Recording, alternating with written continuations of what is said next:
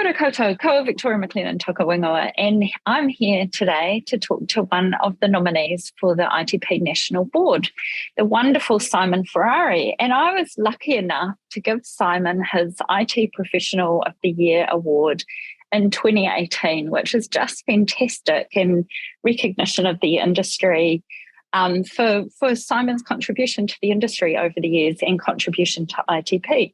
So kia ora, Simon. Kia ora, Vic. Thank you very much for that. And still a very fond memory meeting you one-on-one for the first time and receiving that award. Thank you. Yeah, and it was an awesome night and an awesome event. And may we get back to those big gala events soon. That'll be great. Totally. So I have a few quick questions to ask you. And the first one is, what are you proud of?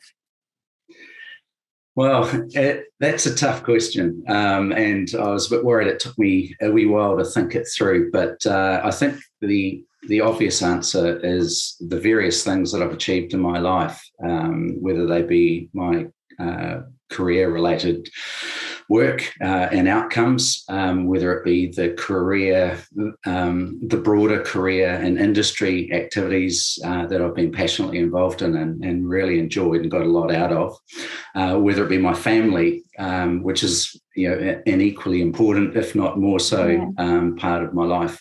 And there's a key piece of pride in there that's based on the fact that it's all been achieved, in my view, with intrinsic motivation, a kind of internal motivator to be good and succeed and add value, and with a real strength of integrity and values-based, a personal values-based execution, I suppose. So yeah, I'm really proud to manage to achieve all of that, everything that I have so far, which is probably a modest average achievement in the scheme of things, but with that lens of intrinsic motivation and integrity. Yeah. That's awesome, and still more to come in your life, I know. Absolutely. So that's fantastic. So my next question is, what makes you happy? All right, excellent. Another tough question, but but I love them. I love tough questions and challenges. For me, what makes me happy, again, I'm going to generalise and then come in with a couple of examples. So for me, I reflected on it and picked out a couple of things, and I thought, hang on, this is all about being in the moment. And so when I'm in the moment, I think I'm most happy. So, and this is about,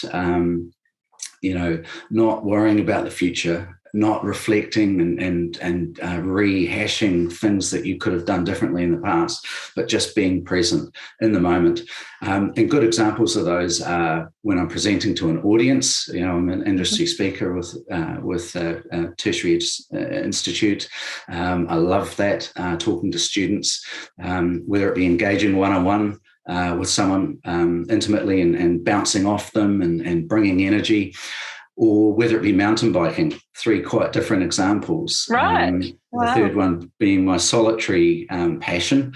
All of those in the moment moments, I guess, and when I get in the flow and really at my height of happiness. And they're all things you have to be really present and really focused for, aren't they? Yeah. That's awesome. Yeah. I like it. So changing tack slightly, in the written questions, we asked you to share how you think ITP can offer the most value to our community. Expanding on this, what would you see as the single most important thing that we as ITP need to focus on today?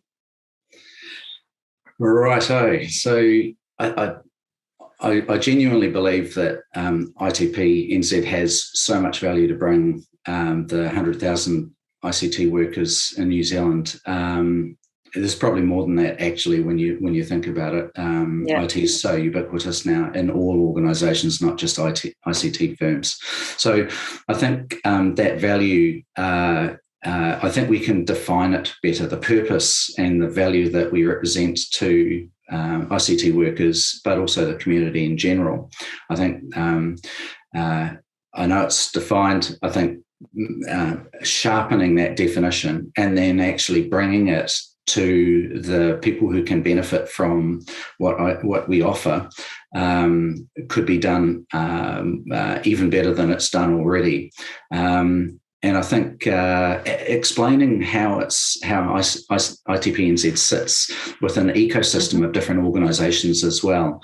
So, and how it sits from what niche it represents to New Zealand, but also how it complements others and perhaps how it can team up with others. So I think having a sharper articulation of that and getting out there and getting that message clearly understood, not just by the membership, but well beyond that. Nice. I like that. So then the $1 million or $1 billion question of, if you had a bottomless bucket of cash, what would you have ITP investing in to benefit either our members or the wider community or Aotearoa New Zealand as a whole? I really got excited when I started reading this question, thinking if I had a bottomless bucket of cash, I'd just keep it for myself. I think everyone would. Yeah. And then I thought, no, I must bring my altruistic, intrinsically motivated self to this answer. And I think it's pretty clear what I would do is I would firstly, I look at the membership and think surely we can capture more of the people who can benefit from the services. So the first thing I would do is I'd look at whether there were barriers to membership, and if there were, what segments of the labour market there are, and then I'd look at removing those in some way with some of that cash. I'm assuming that there'll be some barriers, and I know ITPNZ do that for students. Fantastic. Are there other segments of the workforce that could be tempted into membership if the barrier wasn't quite where it was at the moment? I'll double down on the professional development and courses. I'm not sure how we pay our teachers, our lecturers, our course presenters, but I'd make sure they were paid well, and I'd double down on the amount of professional development that the ITPNZ offered.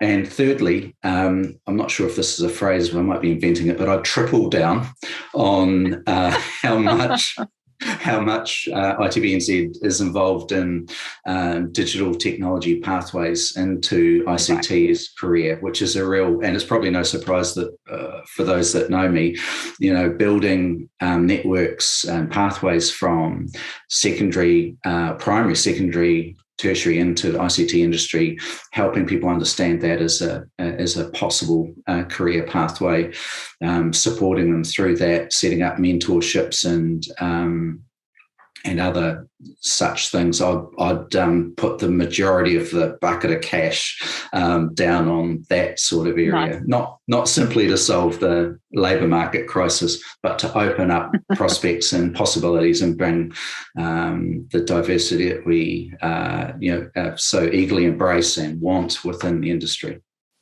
Awesome. Well, thank you for that, Simon. Really appreciate your time today. And I'll say ka kite.